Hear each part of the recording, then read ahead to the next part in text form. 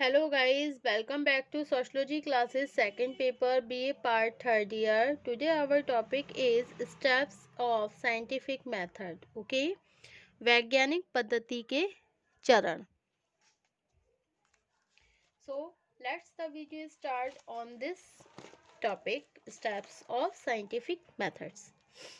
कोई वैज्ञानिक अध्ययन अव्यवस्थित नहीं होता. वैज्ञानिक अध्ययन को कुछ विशेष स्तरों से गुजरना आवश्यक होता है. ओके सामान्य रूप से कहा जा सकता है कि एक वैज्ञानिक अपने चिंतन और व्यवहार में जिन प्रक्रियाओं को उपयोग में लाता है उन्हीं को सोपान अथवा चरण कहा जाता है. वैज्ञानिक पद्धति द्वारा व्यवस्थित रूप से कार्य करने तथा अपनी वस्तुनिष्ठता को बनाए रखने के लिए यह आवश्यक है कि कुछ निश्चित स्तरों के द्वारा तथ्यों का संग्रह करके उनका समुचित विश्लेषण किया जाए. ओके तो अगर हम वैज्ञानिक अध्ययन को कुछ विशेष स्तरों से अगर गुजरना होता है, मतलब वैज्ञानिक अध्ययन को कुछ विशेष स्तरों से गुजरना होता है, सामान्य रूप से कहा जाता है वैज्ञानिक अपने चिंतन और व्यवहार में जिन प्रक्रियाओं को उपयोग में लाते हैं उन्हीं को सोपान अथवा चरण कहते हैं. वैज्ञानिक पद्धति द्वारा व्यवस्थित रूप से कार्य करने, अपनी वस्तुनिष्ठता को बनाए रखने के लिए यह आवश्यक है कि कुछ निश्चित स्तरों के द्वारा तथा तथ्यों का संग्रह करके उनका समुचित विश्लेषण किया जाए. ओके कुछ निश्चित स्तरों के द्वारा तथ्यों का संग्रह कर ले, मतलब जो तथ्य होते हैं उनका संग्रह कर ले और उनका समुचित विश्लेषण कर लिया जाए. अकॉर्डिंग टू लुंडबर्ग का कहना है कि व्यापक अर्थों में वैज्ञानिक पद्धति का अर्थ तथ्यों का अवलोकन, वर्गीकरण और व्याख्या करना है. इस कथन के आधार पर लुंडबर्ग ने वैज्ञानिक पद्धति के 4 प्रमुख चरणों का उल्लेख किया है. ओके तो क्या कहा है लुंडबर्ग ने कि व्यापक अर्थों में वैज्ञानिक पद्धति का अर्थ तथ्यों का अवलोकन, वर्गीकरण और व्याख्या करना है. Broadly speaking, scientific method consists of systematic observation, classification and interpretations of data. Okay, broadly speaking, scientific methods consist of the systematic observation, classification and interpretations of data. व्यापक अर्थों में वैज्ञानिक पद्धति का अर्थ तथ्यों का अवलोकन, वर्गीकरण और व्याख्या करना ही है.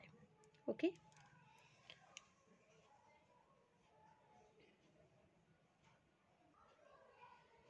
ओके इस कथन के आधार पर लुंडबर्ग ने वैज्ञानिक पद्धति के 4 प्रमुख चरणों का उल्लेख किया है. कितने का? 4 प्रमुख चरणों का उल्लेख किया है. फर्स्ट है एक कार्यशील परिकल्पना का निर्माण, formation of working hypothesis. Okay next है तथ्यों का अवलोकन तथा आलेखन, observation and recording of data. Okay third है आपका संकलित तथ्यों का वर्गीकरण और संगठन, classification and organisation of data.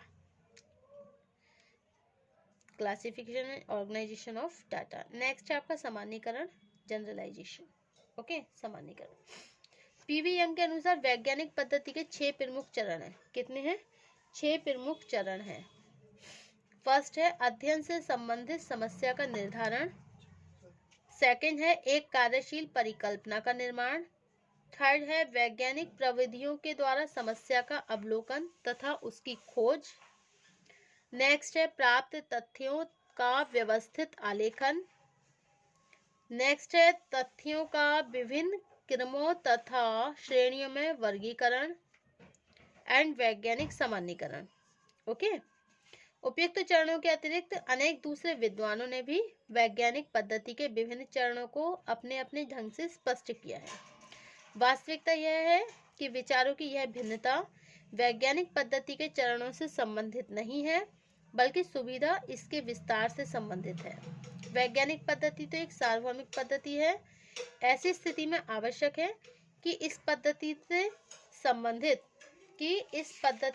संबंधित उन सभी चरणों का विवेचन किया जाए जिनके द्वारा किसी समस्या से संबंधित वैज्ञानिक निष्कर्ष प्रस्तुत किए जाते हैं।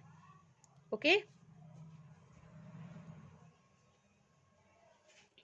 Okay, these are the steps of scientific methods. समस्या का चुनाव, selection of the problem. Second है आपका उद्देश्यों का निर्धारण, ascertainment of objectives. Okay, third क्या है, उपकल्पना का निर्माण, फॉर्मुलेशन ऑफ हाइपोथेसिस। फोर्थ है अध्ययन क्षेत्र का निर्धारण, डिटर्मिनेशन ऑफ यूनिवर्स। फिफ्थ है अध्ययन यंत्रों का चुनाव, selection of study tools. And six है अवलोकन, ऑब्जर्वेशन। एंड सेवन है आपका तथ्यों का एकत्रीकरण, कलेक्शन ऑफ डाटा। एट है तथ्यों का वर्गीकरण, क्लासिफिकेशन ऑफ डाटा। 9 है सामान्यीकरण, जनरलाइजेशन। ओके, समस्या का चुनाव, गुडे तथा हार्ट का कथन है कि किसी भी अध्ययन से संबंधित समग्र यूनिवर्स में बहुत सी घटनाओं का समावेश होता है, परंतु विज्ञान इनमें से कुछ घटनाओं तक ही अपने को सीमित रखता है। इस कथन से स्पष्ट होता है कि वैज्ञानिक पद्धति के अंतर्गत अध्ययनकर्ता सर्वप्रथम अध्ययन के लिए विशिष्ट समस्या का चुनाव करता है। समस्या के प्रति अध्ययनकर्ता की जागरूकता, सूक्ष्म अवलोकन और समस्याओं को ढूंढने की जिज्ञासा जितनी अधिक होती है, समस्या का चयन उतने ही अच्छे ढंग से हो जाता है। यह समस्या इस अर्थ में व्यवहारिक होती है कि इसके अध्ययन में न केवल कुछ विशेष दशाओं के कार्यकरण संबंध को ही समझा जाता है, बल्कि ऐसा अध्ययन संपूर्ण समाज के लिए भी उपयोगी होता है। आरंभिक स्तर पर समस्या का चुनाव उससे संबंध, साहित्य और वर्तमान सूचनाओं के आधार पर होता है। यद्यपि इसके लिए घटनाओं का स्वयं भी पूर्व अवलोकन करना आवश्यक समझा जाता है।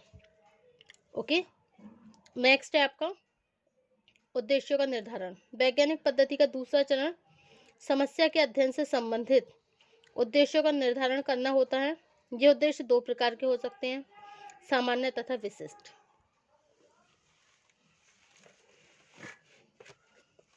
नेक्स्ट है उपकल्पना का निर्माण। किसी भी वैज्ञानिक अध्ययन के लिए समस्या का चुनाव हो जाने के बाद अध्ययन से संबंधित कुछ उपकल्पनाओं का निर्माण किया जाता है।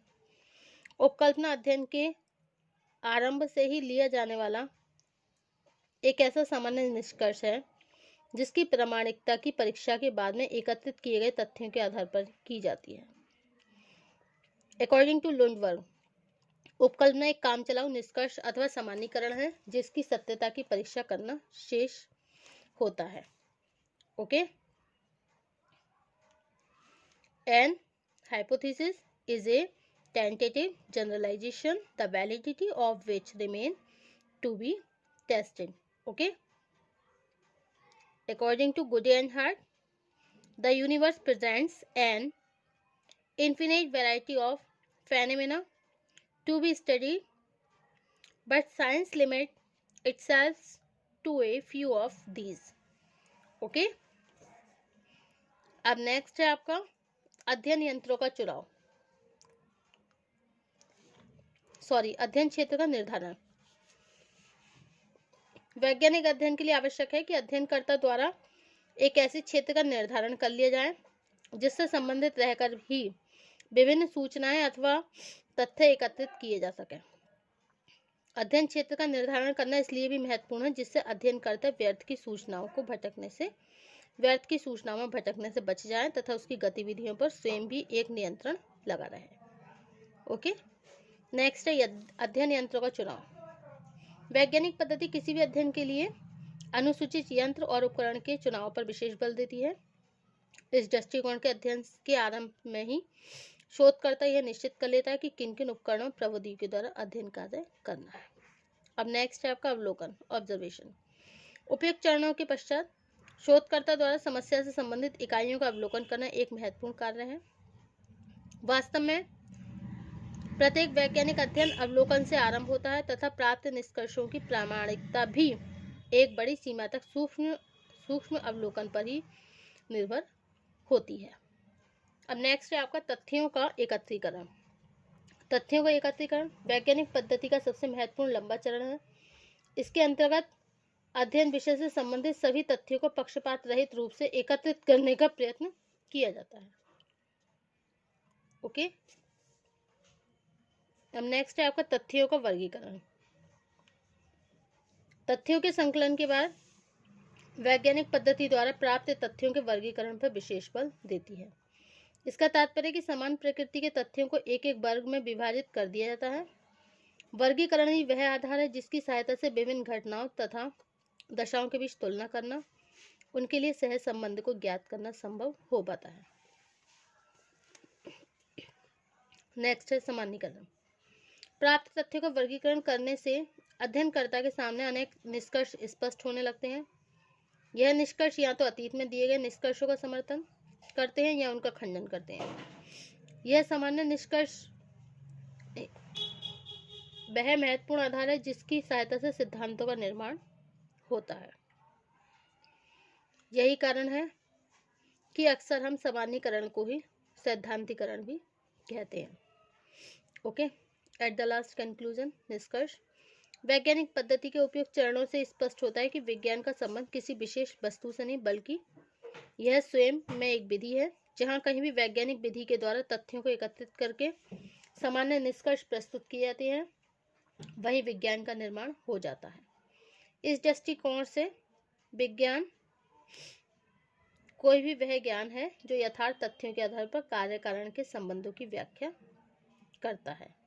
ओके, तथा ऐसे निष्कर्ष प्रस्तुत करता है जिनकी प्रामाणिकता कभी भी जांच की जा सकती है। ओके, वैज्ञानिक पद्धति की इस प्रकृति को देखते हुए कॉल पियर्सन ने बोला है कि there is no shortcut to truth, there is no shortcut to truth, no way to gain knowledge of universe expect through the gateway of scientific method. मतलब सत्य के लिए कोई संक्षिप्त मार्ग नहीं है। विश्व का ज्ञान प्राप्त करने के लिए वैज्ञानिक पद्धति के द्वार से गुजरना आवश्यक है। Okay, thank you for watching my YouTube channel. And next topic होगा हमारा use of scientific method in social research, सामाजिक अनुसंधान में वैज्ञानिक पद्धति का उपयोग।